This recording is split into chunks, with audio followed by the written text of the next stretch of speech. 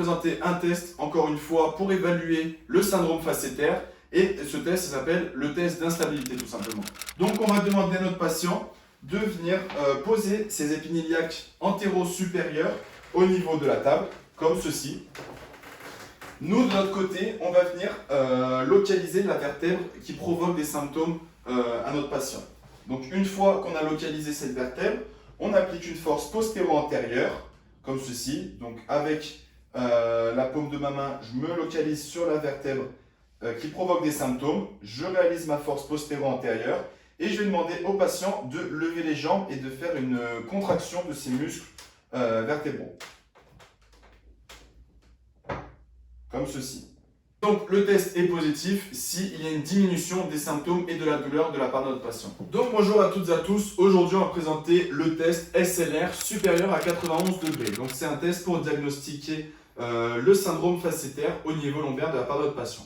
Donc comment se déroule le test? Je vais venir fixer le pelvis de mon patient avec ma main gauche comme ceci. Et tout simplement, je vais amener mon patient en extension de hanche. Et il faut que je note avec ma main gauche lorsque le pelvis bouge. Donc ici, à ce niveau-là, je sens que le pelvis de mon patient commence à bouger. Donc, normalement, il faudrait avoir un goniomètre ou alors un... Donc, normalement, il faudrait avoir un goniomètre ou un inclinomètre pour calculer l'extension de hanche de mon patient.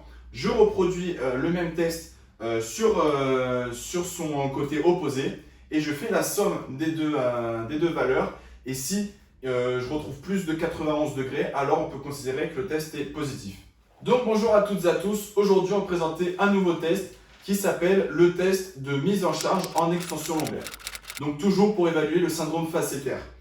Donc comment se déroule le test? Donc on a le patient allongé sur le ventre, je vais venir localiser la vertèbre qui provoque des symptômes de la part de mon patient, comme ceci. Une fois que j'ai localisé la vertèbre qui pose des problèmes, je vais réaliser une force postéro-antérieure sur elle-même, comme ceci. Et ensuite, je vais demander à mon patient de réaliser une extension lombaire tout en contractant ses muscles lombaires, comme ceci. Et donc, le test est positif si il y a une diminution des symptômes ou de la douleur lors de la pratique de ce test. Donc bonjour à toutes et à tous, aujourd'hui on va présenter le dernier test pour évaluer le syndrome fasciaire et c'est le test d'extension lombaire en passif. Donc on a notre patient allongé sur le ventre. Donc comment se déroule le test? Donc le test est relativement simple. Donc je vais lever les jambes de mon patient à peu près à 30 degrés et ensuite je vais appliquer une traction comme ceci. Et donc le test est considéré comme positif s'il y a une reproduction des symptômes au niveau de la zone lombaire de notre patient.